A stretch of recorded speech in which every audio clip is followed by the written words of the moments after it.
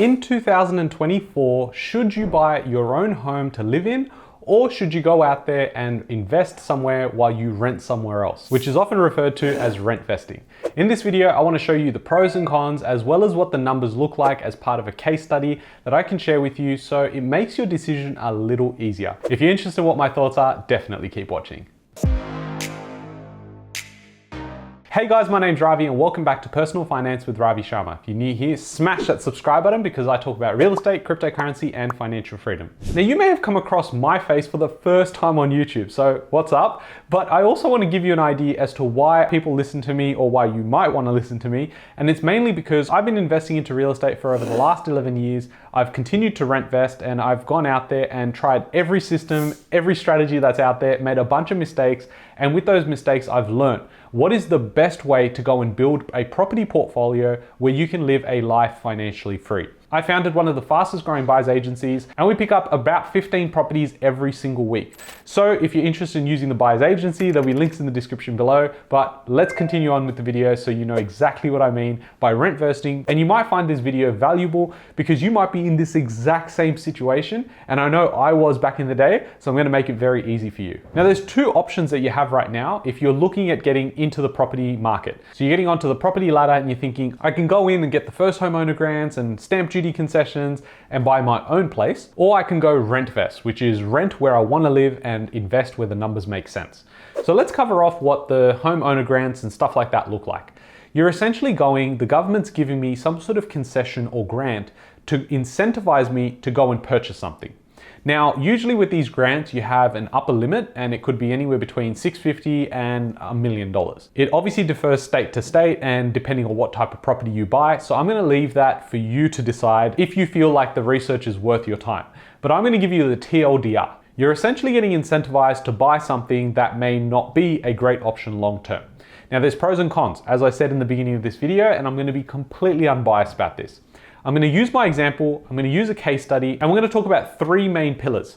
One is lifestyle, two is borrowing capacity, and three is long-term wealth. So you either have the option of being incentivized, getting the grants and going down that path where you may have to live in the property for 6 months, or you can simply continue living the life the way that you are and invest somewhere else, but you do forego having those grants available to you later on because that's your first property, right? Now let's talk about lifestyle. If you decide that, yes, I want the grants, you might be in a position where you're gonna have to purchase a property in a location you don't actually wanna live in. And this is usually determined by your budget.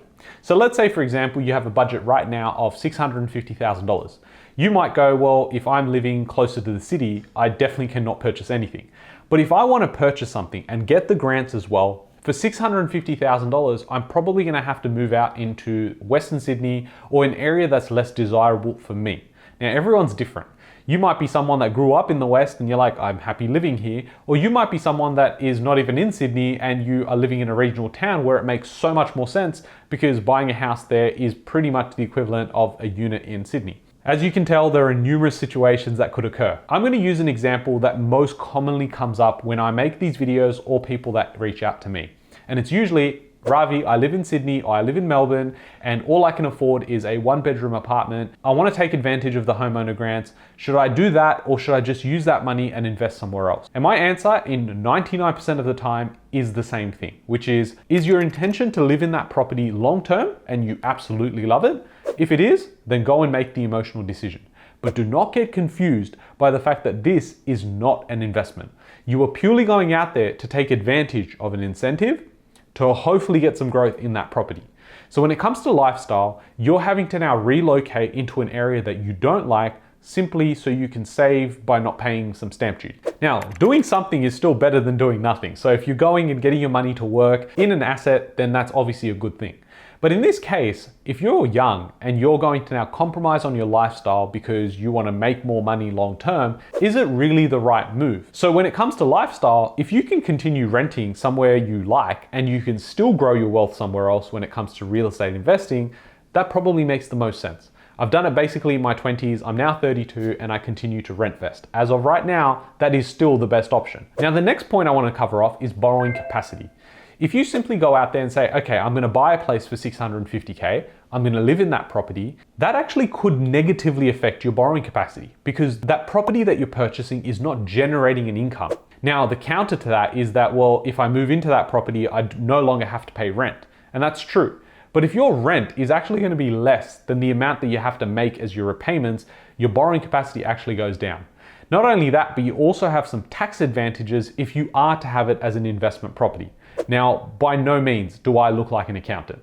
Actually, I probably do look like an accountant or maybe someone in IT, but I'm definitely not good at either one of those things. That's why I outsource things I don't know how to do, and one of those things is accounting.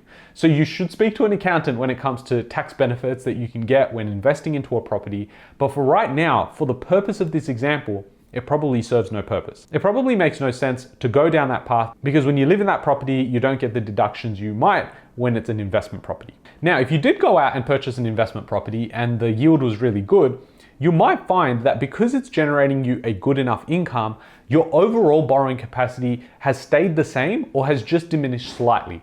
And that is very beneficial for people like yourself that are looking at building a property portfolio. Usually what happens is people will go out there, purchase their own house, and let's say you have a family, and let's say your household income's like 250K, you buy $1 million house and your borrowing capacity is basically non-existent. Today, with current climates around borrowing capacities, bank lending restrictions, and buffers in place, it's extremely difficult to borrow. If you're going out there and trying to build a portfolio, that's probably not the right way to do it. Now, the final point is long-term wealth. Now, if you're going out there and saying, I'm doing the right thing, I'm investing and I'm buying a place, well, are you doing it the right way or are you doing it the average way?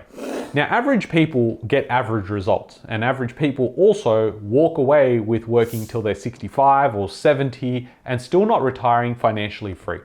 And this is something that you've got to really ask yourself, is if I'm going out there and getting advice from someone who's probably going to work till 65 because they have no choice, and then have a mediocre retirement, is that really the person I want to be listening to? What you want to do is get in touch with the right people and get the right team around you. And I'm not just talking about property. Let's put that aside for a second. If you're going out there and say starting up a business, you want to get advice or mentoring from someone who's run a business in that same industry or very similar to that industry. That's going to give you the best advice, right? You wouldn't go out there and say, I'm going to go set up my own hairdressing company, but I'm going to take advice from my uncle who probably has no idea how a hairdressing company works because he works at a bank. But he's still going to give you the advice and you're probably still going to listen. That means you're getting the wrong advice from the wrong person, which is absolutely going to screw you over. It's the same thing now with property, isn't it? If you go out there and say, I'm going to ask my uncle who bought a house 30 years ago and he thinks he's done really well because he's maybe got one property. I'm not talking about anyone specifically, by the way. But I've gone out there and say, yeah, I'm going to go ask him how he built his property portfolio. But in reality, he hasn't done it in a climate like today. So you want to just be in the right conversations with the right people. And when it comes to growing wealth by doing it this way, it's going to hinder your ability to build a property portfolio because you're now buying with emotion because you still have to live there for 6 months. So if you're telling me, oh, I only bought it for the numbers, well, good luck for the next 6 months because you're probably going to hate your life having to come home to that every day and then trying to convince yourself, no, it's okay, I'm building long-term wealth. I think there's a sustainable way you do this. And the way that you would do it is through rent vesting. Because your life doesn't change, it actually improves because you now have an asset in the background, or the machine that I've often referred to for the last few years, is it continues to grow, right? And your salary is the oil, goes into the machine keeps growing, and it's fantastic. I feel like I've been going on about this since like 2020, but the idea is that if you have this machine that's growing in the background and I still continue to live my best life, renting where I want to rent, then I'm in the best position possible.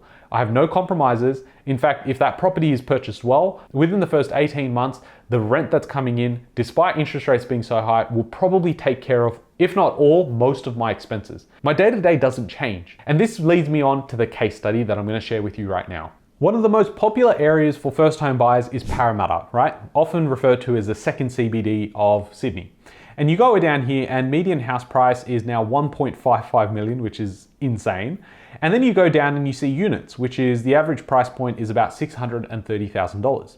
Now, if you have a budget for $630,000, you go, okay, well, I don't necessarily want to live in Parramatta, but I could purchase this. And if I do purchase this, well, that's what I'm looking at. And what I've said before is that we've gone through one of the best periods to hold real estate.